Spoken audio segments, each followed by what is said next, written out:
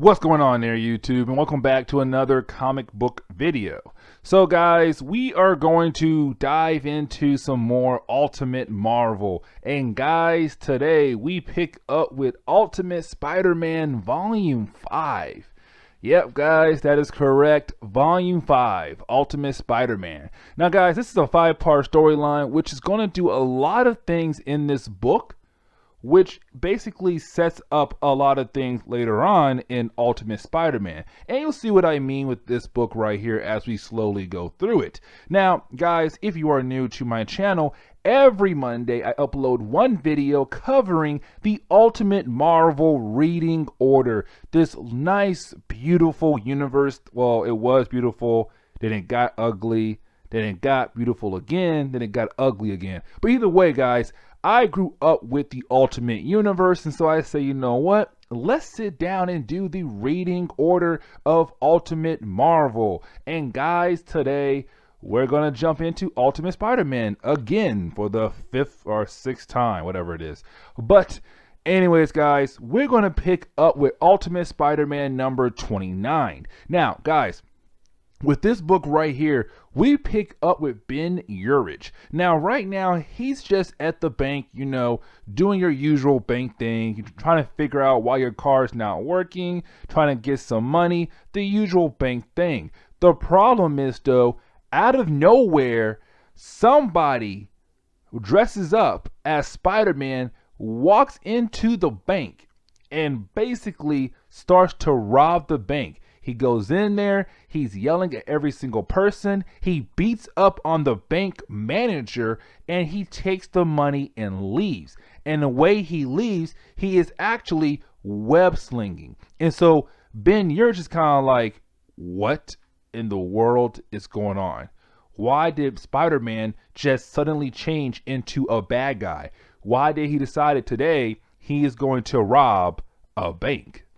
Now, we do jump over to the Daily Bugle. And guys, a couple hours have passed by, of course, but the thing is now, Ben Urich is talking to J. Jonah Jameson. And you have Ben Urich kind of like, hey, so out of the bank, and Spider-Man came in there and he robbed the bank. And to JJ is kind of like, you're not joking. You're telling the truth. Spider-Man just robbed a bank. So that means we got our front page right here. So you sit down, write that article. You, Robbie, we need a picture of Spider-Man for the front page. Like, we got gold right here. The thing is, though, you got Ben Urich tell JJ, listen, man, I don't think that was Spider-Man, though. I think that was somebody else. And you have JJ turn around kind of like, what do you mean that wasn't Spider-Man? Like, didn't you see him rob the bank? Did you see him web swing away? And you have Ben Urich kind of like, yeah, but it still doesn't make sense. Why would he just out of nowhere start to rob a bank out of nowhere? It does not make sense because last week he was fighting against Doc Ock. So why again would he do this? And so you have Peter Parker walk in kind of like, hey, what's going on? And you have Betty Brant tell Peter, hey, by the way, Spider-Man basically robbed a bank and now he's wanted by police. And also JJ wants to publish a front page with this story right here. And so with Peter hearing that right there, he's kind of like, great. My life just got even worse. And so Peter Parker cannot even web sling home. He's gonna train and ride a train all the way home because of what is going on. Now, when he gets home, he does see a police car out front. Now, for Peter, this is not good. This is actually terrifying because the thing is, Uncle Ben just died a few months ago. And so Peter is kind of like, oh crap, Aunt May, she could be hurt. When he runs in, he sees Gwen Stacy on the couch asleep. He sees Aunt May and George Stacy, the father of Gwen Stacy, talking in the kitchen. And so Peter's kind of like, okay, what's going on? Why are these two talking? And thing is, you have Aunt May and George Stacy talking to one another about letting Gwen Stacy stay with Peter Parker and May Parker because the mom just left him. The mom ran out saying, I can't be here anymore. I'm gone. But also, George Stacy has to go down for a meeting, for a conference. And so he needs somebody to watch over George. Scratch that. To watch over Gwen Stacy. And that is Aunt May and Peter Parker. And so Gwen Stacy is going to stay with the Parkers. Now we do jump forward to Peter Parker telling Mary Jane. And of course, like any other woman who finds out that some other girl is going to stay with their man in the same house, she freaks out. She's kind of like, no, that's not cool. That's not cool at all. Like, no, I'm jealous of her. I feel like she likes you. Like, no, she can't stay here. She gets so mad, she literally walks out of the house of the Parker's house. Now, you do get Peter Parker hearing that the same guy who earlier dressed up as Spider-Man who robbed the bank is once again robbing another bank. And so Spider-Man, Peter Parker, he changed into his spider outfit to go confront this imposter. The thing is though, when he web slings in front of the police officers, they shoot at him. And one bullet actually hits Spider-Man right in the shoulder. And guys, that wraps up number 29 right there. Now guys, when it comes to Ultimate Spider-Man number 30, this book right here, guys, it does pick up where number 29 left off at. Now, of course, we just saw Peter Parker got shot. And so it's kind of like, oh crap, Peter Parker just got shot. Like, what in the world is going to happen next? Now, of course, you do have police officers move in on Peter Parker and put handcuffs on him and start to arrest him and basically throw him in the back of a police car. And they actually try to pull off his mask to see who he is. Like, hey, who's the man under this spider mask? Now, Peter was able to regain consciousness and wakes up and says, oh crap, they're trying to arrest me. They're trying to throw me back in a police car. I need to get out of here. And so you have Peter Parker like literally roundhouse kick a man in the face, one of the police officers, to get away. And so you do have police officers start to chase down Peter Parker. And once again, they start to continue to shoot at him to hopefully hit him one more time. Now, you do have police choppers in the air trying to do the same thing also. They're trying to shoot him down. But luckily, because Peter Parker got some amazing spider powers, he was able to get away and he hid in a nearby dumpster. Now, he does call up Mary Jane. Now, guys, right before he calls up Mary Jane, we come to find out that Mary Jane is having nightmares. She is having nightmares because what happened to her in the last video where the Green Goblin almost killed her. And so she's having nightmares. And the thing is, she can't see a therapist because her nightmare revolves around Peter Parker being Spider-Man. And she can't talk about that to anybody because that would give away his identity. And so you have her kind of like writing her diary, kind of like, I'm having these crazy nightmares. I'm scared for Peter Parker. Like, what else can happen? Now, we do jump forward to the point where Peter Parker does call up Mary Jane. And the thing is, he says, help me.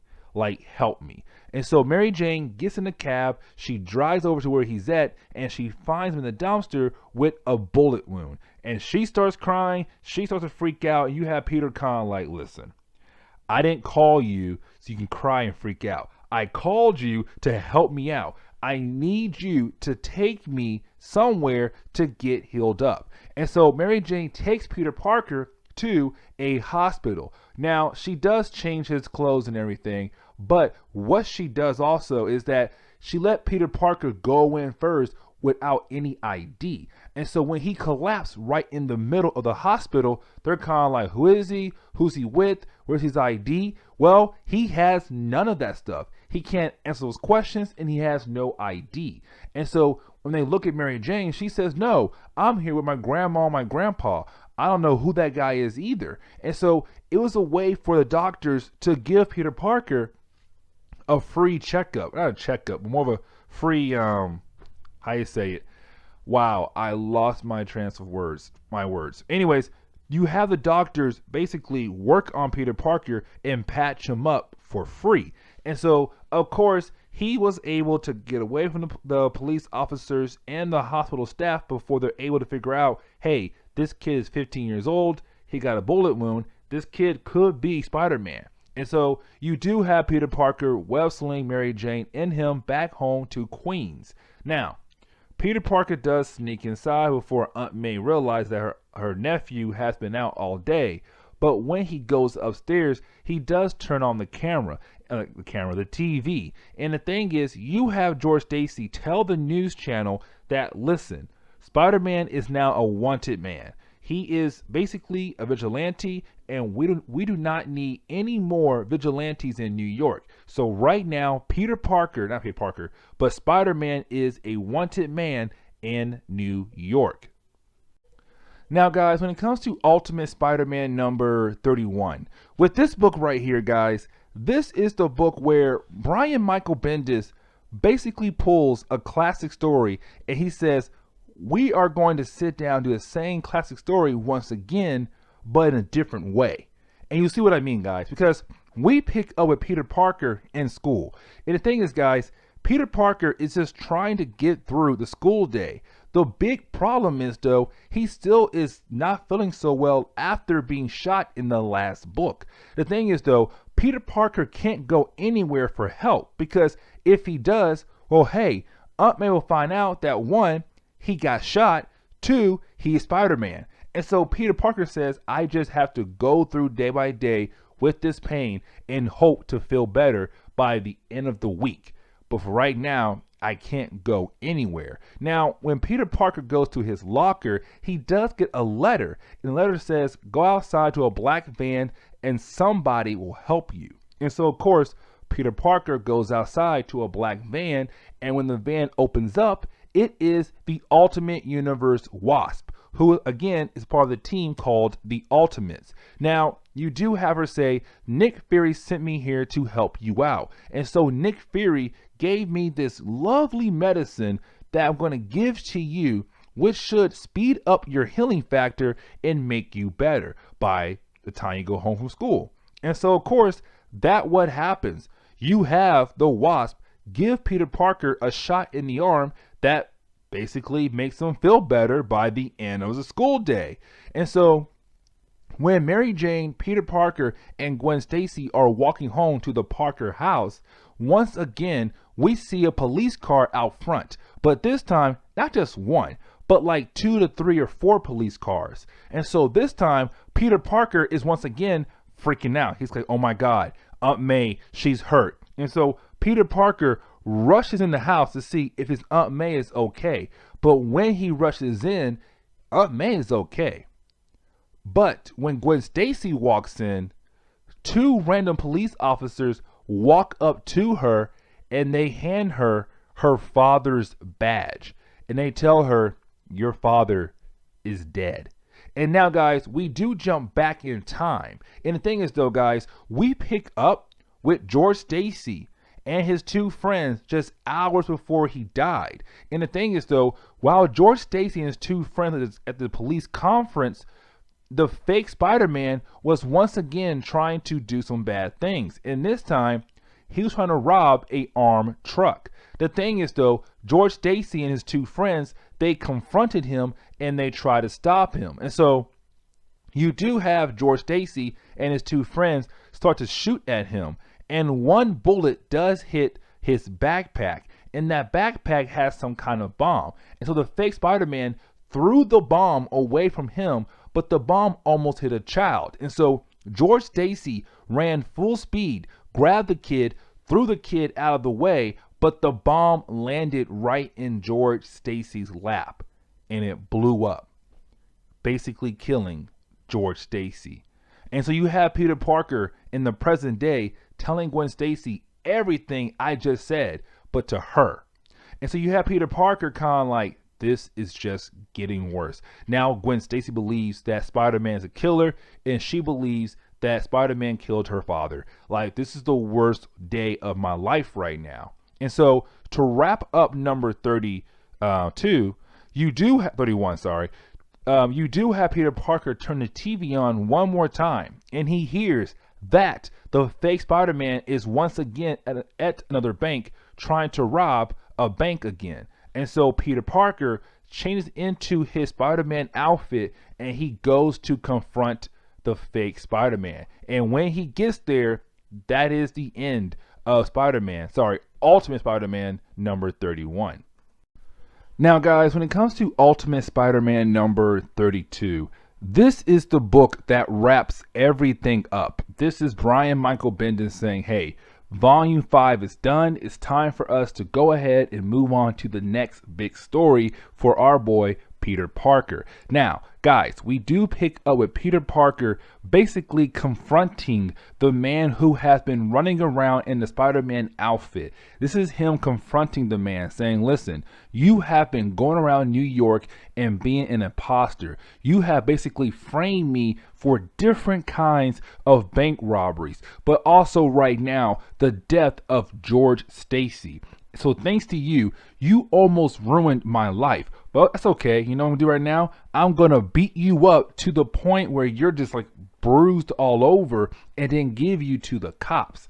And the thing is though, guys, you do have Peter Parker do that. He starts to beat down on this man. Now this man tries to give up. He's saying, listen, man, I'm sorry I went out there and I framed you. I'm sorry that I killed somebody and put that on you also. Like, please stop beating me up. And like Spider-Man, Peter Parker is just throwing this man all over the bank. He's kind of like, no, you messed with the wrong person. Now, you do have Peter Parker realize that he has gone too far because the guy's face is like bruised up. It's already swelling. His eye is swollen. It's kind of like, Peter, stop. Like, Peter, stop. You made your point. You made your point. You beat him up. You made him realize that he's in the wrong. Just stop what you're doing. And Peter Parker takes a step back and says, oh my God, what have I done? And so Peter Parker gives the man over to the police and he goes back home to the Parker's house. Now, when he gets home, he does see Aunt May outside the house. And the thing is, Aunt May tried to call Gwen Stacy's mom saying, listen, your daughter is now alone. Her father died. Come get your child. And the mom told Aunt May, no, I don't want her. I don't want her at all. And so with Peter Parker arriving home, he talks to Aunt May and Aunt May tells Peter, listen, she has nowhere to go. She has to stay with us. And so Peter Parker and Aunt May go upstairs to Gwen and say, Gwen, you're staying here with us. You're going to move in with us and stay with us because you have nowhere to go. Your grandparents are dead. You have an aunt you never met in your life. Your dad is gone. Your mom doesn't want you. You are going to stay here with us, with people who want to take care of you and be with you. Now, we're going to fast forward a little bit, guys, because we now pick up with Peter Parker telling Mary Jane every single thing. And guys, this is the first of many breakups between Peter Parker and Aunt May. Peter Parker and Mary Jane. This is one of the many breakups because you have Peter Parker tell Mary Jane every single thing that happened about the guy in the bank and also Gwen Stacy moving in. And the thing is, Mary Jane, she just goes out of control. She lets Peter Parker have it. She says, no, I'm done. I'm done. I'm having nightmares of you dying or me dying. Gwen Stacy, she loves you. You have no clue about that. And you know what? Now she lives with you. And that's also a big problem. My dad is cheating on my mother. And my mom knows it, but she won't do anything about it. Like, I live in a life of hell right now. And you are not making that better. I'm afraid that you're going to die. Ever since we got together, ever since you told me that you are Spider-Man, you have been shot. I have been thrown off a bridge, and also the fact that, hey, you almost got killed by Doc Ock and Craven. Oh, and also make it worse, now this hot girl is going to live with you in your house. I don't like this. I'm done. And guys, this is Mary Jane just breaking up with Peter Parker. Just let him have all these different things, saying, I can't handle this anymore. And she leaves Peter Parker. And guys, that wraps up Ultimate Spider-Man Volume 5. Now, guys, real quick, we have gotten the point in the Ultimate Universe that we're going to start covering Ultimate Fantastic Four. Not in the next video. The next video should be Venom, Ultimate Spider-Man, and then we go over to Ultimate Fantastic Four. Now, we have literally caught all the way up to Ultimates Volume 1. And guys, remember, that was the first video I ever did in the Ultimate Universe. And so we have officially caught all the way up to Ultimates Volume 1. And guys, from now on, we can go from Ultimates 2, Fantastic Four, X-Men, Spider-Man. And guys, I have to go and backtrack a little bit because I forgot to cover Ultimate Iron Man 1 and 2, and also Elektra and Daredevil. Sorry, Ultimate Elektra, not the other one.